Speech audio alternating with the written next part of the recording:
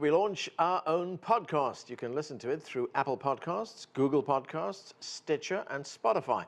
We'll be covering stories from around the world, similar to those you see on this program, but we'll get a bit more personal and candid with our guests and correspondents. So if you're on the go, whether on the train, driving to work, or just out for a run, give us a listen and make sure to subscribe. Search online for CGTN and the Heat podcast. Israel is set for new elections as efforts to form a coalition government fall apart. Hello, I'm Anand Naidoo, and this is The Heat.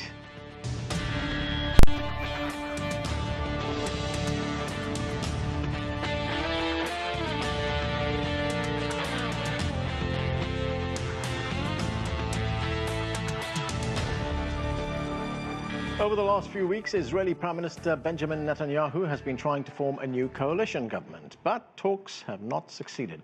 Now, Israeli voters are being asked to vote all over again. We begin with this report from CGTN's Stephanie Freid in Tel Aviv.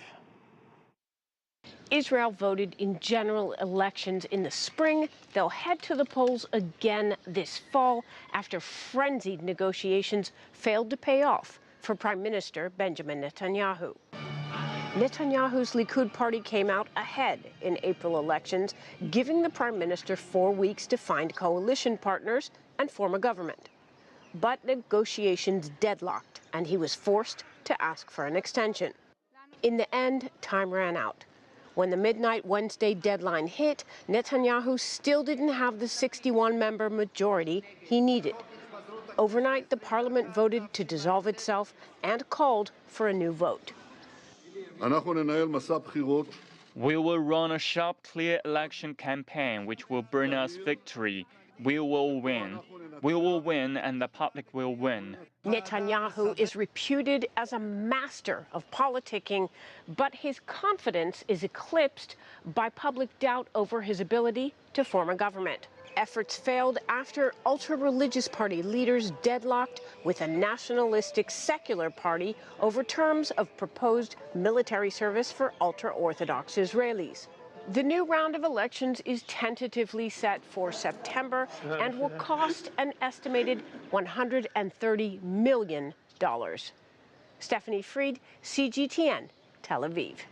Okay, let's get to our panel. Joining me here in studio is Debra Shushan. She is Director of Policy and Government Relations at Americans for Peace Now.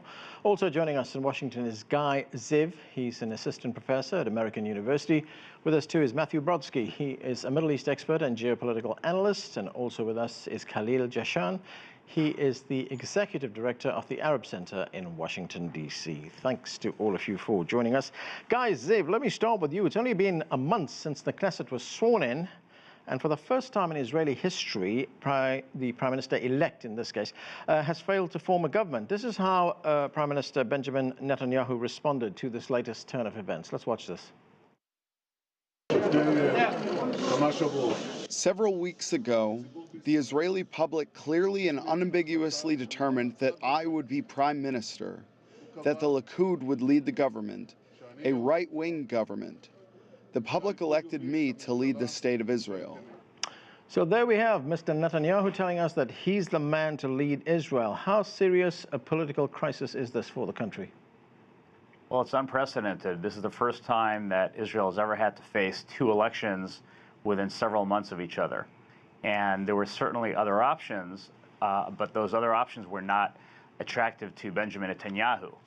There is a certain indication that other parties would have supported even the Likud, the governing Likud party, to form a government, but not with Netanyahu. And that's really the key point here. Netanyahu is facing some major corruption scandals, a looming indictment that has resulted in opposition parties ruling out sitting with him in the same government. They could have and possibly would have sat with a different Likud leader, or perhaps the leader of the opposition party, Benny Gantz of the blue and white team. So there were other options. This was not the only option to go to elections. So was it, Guy, the fact that Netanyahu is facing these charges, was that the only reason that his former allies in the former government refused to get into this new coalition? Well, the proximate cause of the failure of Netanyahu to form a government was actually not so much about the indictments, but about Avigdor Lieberman's decision to play hardball with Netanyahu in his negotiations. So Lieberman's an interesting guy. He used to be Netanyahu's chief of staff many years ago. He literally carried Netanyahu's suitcases, and over the years rose up to become foreign minister, defense minister in previous Netanyahu coalitions. And he doesn't get along with Netanyahu. He does not want Netanyahu to serve as prime minister anymore. But the pretext for his decision to stay out of this coalition has to do with his bill to draft ultra-Orthodox Jews into the IDF. As you know, there's an exemption that's been around for many years, and Lieberman is seeking to limit that exemption so that there is a certain quota that would compel ultra-Orthodox men to serve in the army, and that was what he was not willing to compromise over. But the larger picture here is a personal animosity between the two of them, and Netanyahu simply having no other option other than vacating a seat, which he was not willing to do. Debra, let's look at what happened here. Netanyahu's Likud party was the party that actually voted to dissolve the Knesset, rather than give the president of Israel a chance to have someone else try and form a new government. I mean, would someone like Benny Gantz, who's from the blue and white coalition, would he have succeeded in forming a coalition? Well, there are a few possibilities, right? I think as Guy indicated, President Rivlin could have gone to someone else within the Likud party. There are other possibilities like Gidon Sar, for example, who could have been tapped to form a government. And he would not have had trouble doing so, presumably either going to the same right-wing partners that Netanyahu was trying to go to, or he could have gone to Kahol Lavan, the blue and white party, and formed a national unity government, which by all indications, blue and white would have been willing to join. They would not, however, have been willing to sit in coalition with Benjamin Netanyahu, particularly because, obviously, of the looming indictments and his attempts to gain immunity, which blue and white were very clear that they would not support the so-called French law that would have given Benjamin Netanyahu immunity as long as he served as prime minister. If the mandate had gone to blue and white, it would have been, I think, more difficult for Benny Gantz to form a government. There's the possibility that he could have tried to form a national unity government, but that would have required Benjamin Netanyahu to exit the scene. It would have been hard for him to form a center-left government just in terms of the number of seats available. So what are the options where it required Netanyahu to leave? Or leave whatever coalition was being talked about? So, yeah, so it does look like at this point Netanyahu will either gain a greater mandate than he had in the previous time around, to try to form this coalition once again, or we'll see a different sort of result. But from what we're seeing in the polling, the early polling, it doesn't look like we're likely to see a dramatically different result than we had the last time around, but we have months to go. So, Matthew, we could have this all over again after September. You know, there could be, right. There's been a discussion about that. But, I mean, I think what I see also as a likely scenario, and there's many scenarios that could play out, is one way you could look at it is that this doesn't really actually harm Netanyahu that much. This keeps him with a government for the next few months that's going to be stable. There's going to be an election campaign. Frankly, what we've seen in the earliest polls is Lieberman, who was the one who got out in November and pretty much forced the re-election issue to the forefront, that he is going to gain a few seats. But in the end, the seats that he is going to gain is not really going to outdo what the religious coalition on the right, who's going to eventually end up joining with Likud in this type of scenario anyway. So it's going to come down to the same butting of heads, which is going to allow Netanyahu to make the case to the public, as he did in previous elections, that I know there's a lot of small parties here and this is this special issue and that special issue, but I'm the guy. I'm the one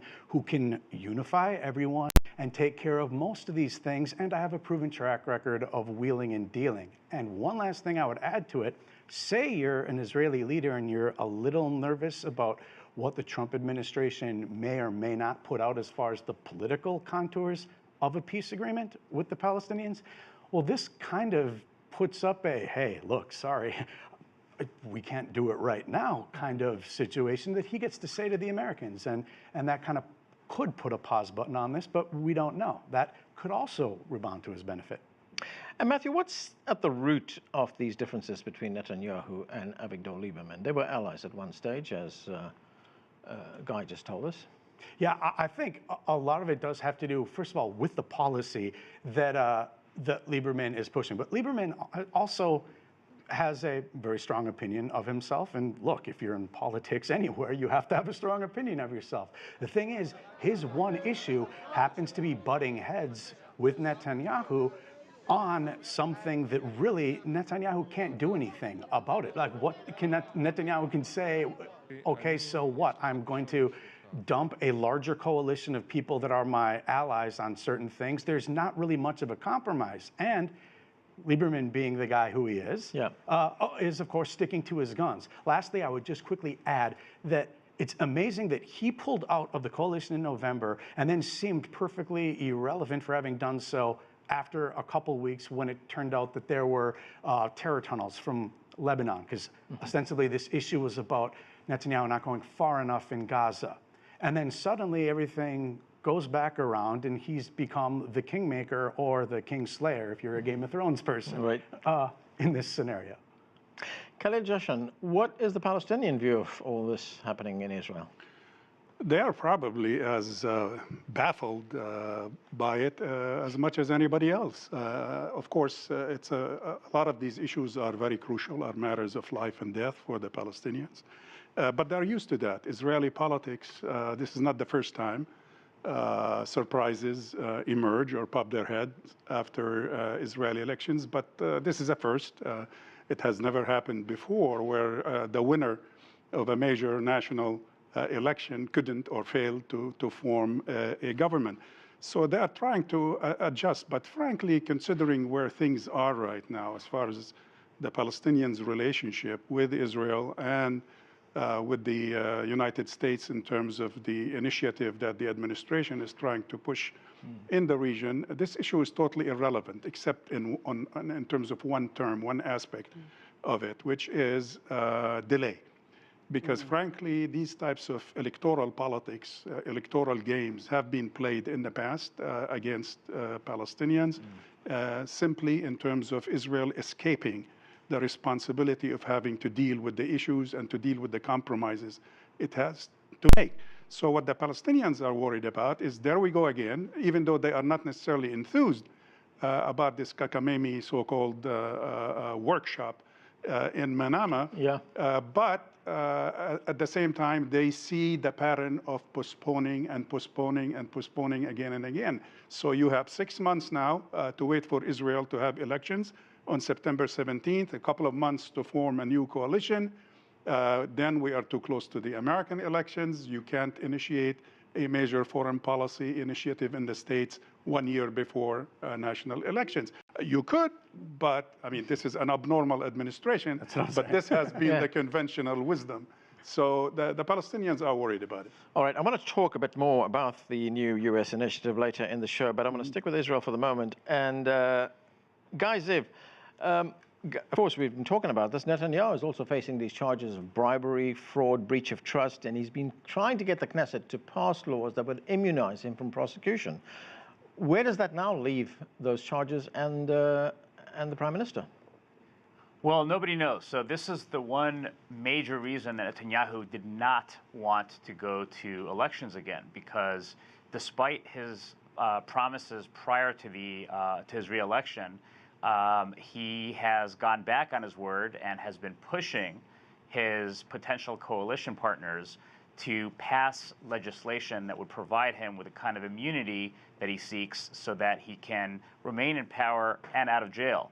And right now, because he wasn't able to form a coalition, because he's facing re-election yet again, that legislation won't happen anytime soon. And so this is a real risk for him. Now, he does have some built-in structural advantages, as any right-wing leader would have in Israel today.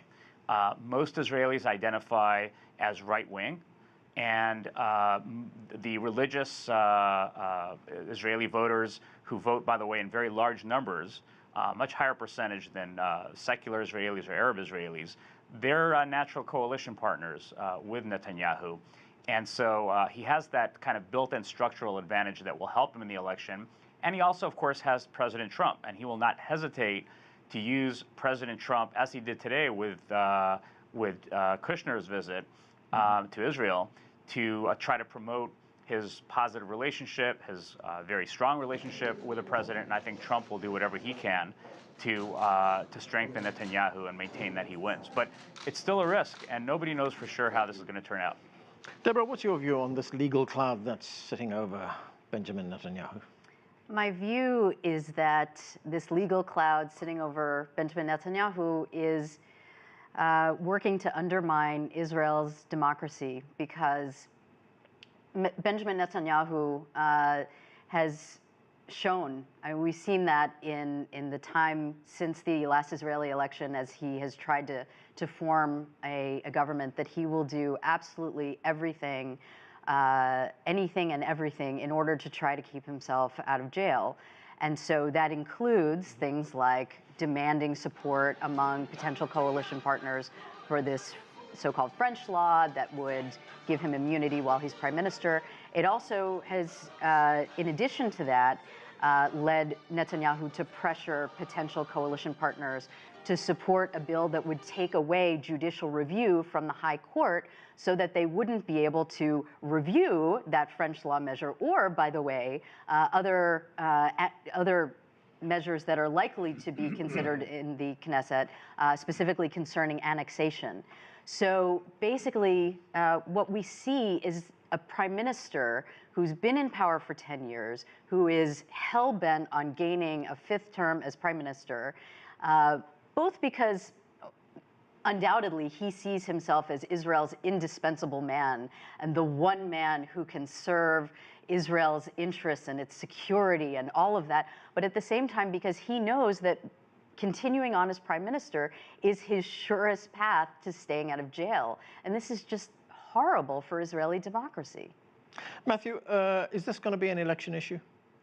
I mean, yeah, to an extent. Look, imagine a normal American election where a politician makes all their promises, you know, and intuitively one understands that they're not really going to do all these things. But then you go a few weeks into an administration, and then you get to see kind of how the sausage is made and what parts were and weren't actually totally serious. And that's kind of what we've done here to an extent, and then called a redo. So, yeah, that kind of thing can come back to bite him. But I mean, in the end, I still think that's most likely he will be the most able to put together a coalition. I think he's benefited from people around him who have not taken advantage of the opportunities that they've had, which has also helped him. And also, I would add, even though I have no horse at all in this race, if one were Israeli and kind of deciding between someone on the right or someone on the right or someone on the right, then the person, if you want to have a really good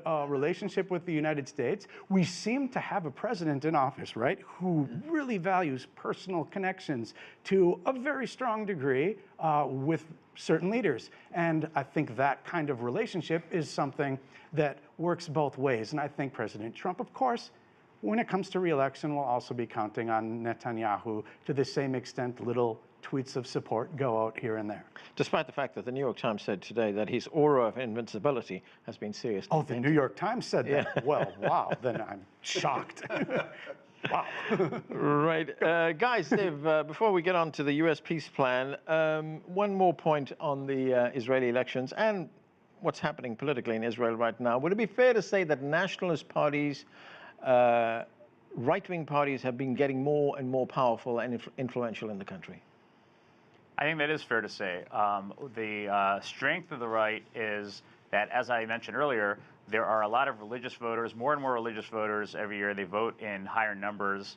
A lot of the ultra-Orthodox who used to consider themselves non-Zionist and had no dog in this fight, they've been increasingly becoming right-wing as well. Politically, at least some of them have. And then you have people like Avigdor Lieberman, who's not religious at all, very secular, but nationalism and populism and kind of right-wing nationalist populism are very strong themes today. And I think that as long as they're united, that's where their strength is. In the last election, by the way, there were several prominent right-wing religious politicians who didn't get in despite having gotten many votes. So there were millions of votes, or maybe not millions, but there were hundreds of thousands, perhaps a million votes that were lost because people split their votes among the different parties, including some of the smaller parties. So I think what Netanyahu is going to try to do, which he did to some extent last time, is unite the right. All right, Khalil, let's talk about the latest peace plan. Jared Kushner, President Trump's envoy, also his son-in-law, he's been on a visit to the region to talk about the new peace plan. There is this meeting, as you pointed out, that'll be taking place in Manama in Bahrain. The Palestinians will not be there. My understanding is that Jared Kushner has been to talk with the Moroccans as well. And Jordanians. And Jordanians. And today in Israel, yes. Yes, and they've not shown much interest in being there as well. Could his timing have been better or worse? Frankly, I'm not worried about, if I were him, about timing. I'm worried about substance. The problem he's having is with lack of substance. He did not do his homework. He thinks that the world started with him taking over this responsibility. He doesn't acknowledge that there has been at least 78 attempts at peacemaking in the Middle East, including about 34, 35 of them U.S. peace plans since 1937, the first partition. And he thinks he read enough books about Singapore and Japan to make a difference, applying that to the Arab-Israeli conflict. Who specifically are we talking about? Huh? Who specifically are we talking about? About Kushner and the rest of the team. Okay. So we are having some difficulty marketing this process. Even he hasn't been able to even coordinate with the Israelis. I mean, the Israelis don't know the full details yet because he doesn't know.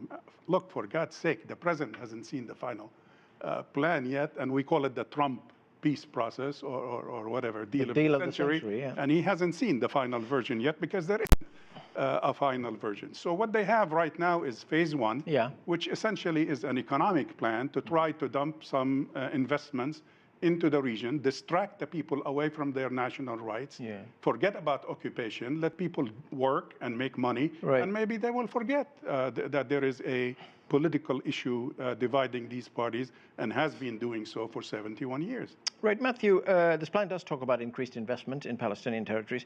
It doesn't talk, as Khalil just pointed about some of the key issues that have really bedeviled these negotiations in the past, things like an end to the occupation, border issues, status of Jerusalem, status of Palestinian refugees, etc. Does it have any chance at all? Well, what they haven't done, and first of all, I would take issue with his way of characterizing them. I know these people who are working that being Jared Kushner, Jason, and of course David Friedman. Of course, David Friedman. Well, Let's not forget him. Why not? You run out of people. The point is that they have done an incredible job of meeting with people on both sides of the aisle, people who've been involved in the peacemaking process for the United States and elsewhere, and have taken many meetings with them. Not photo op meetings, but to get substantive meetings and advice. And so they've done that. If they just wanted to turn their back and pretend they knew nothing, then they would have had a much different approach. That's not been their approach. As to the substance, though, they've been quite clear that the political aspect of the plan is going to address all of the core issues. The economic plan is another pillar of the overall peace plan. So to say that, I mean, so your question is essentially they just haven't dumped out all the information and all the details yet, but I wouldn't expect they them don't need to dump it, but even if your perspective is correct, where is the basics? I mean, why aren't they able, for example, to pronounce these words like two-state solution, end of occupation, self-determination for the Palestinians. These are basics. We've had at least 30 years in this country of experience trying to solve this issue. We haven't succeeded, but we have succeeded in creating some fixed terms of reference that every idiot who has focused on this issue would know that without focusing on these issues, we're not going to get anywhere. Yeah. Okay. So talking to people, name one Palestinian they talk to who's independent, who's experienced in this country. The Palestinians. Zero in this country. They've talked, yes. Fellow Americans. I've met with at least You 5 or met 6 of because them. you're Jewish, not me. No, I've met with them who have also met with these All right. people Name at the White one. House. Name one? Yeah, I'm name not gonna one name Arab their, American. I'm not going to put their Name names one out there. Arab American They work at that well-known they met with. think tanks that you know very well. All right. That's a pretty. All right, I want to move on. Deborah, let me get your view on this. Jared Kushner has also hinted, and it's a point that's just been brought up, and we've seen some of these reports, that the latest plan will not propose 2 states. That has been at the core of U.S. policy ever since this has been talked about. The fact that he's not talking about that, how significant is that? It's significant, and it's even though, you'll hear from Jason Greenblatt in his sniping on Twitter against Palestinian leaders like Saeb Erekat and Hanan Ashrawi.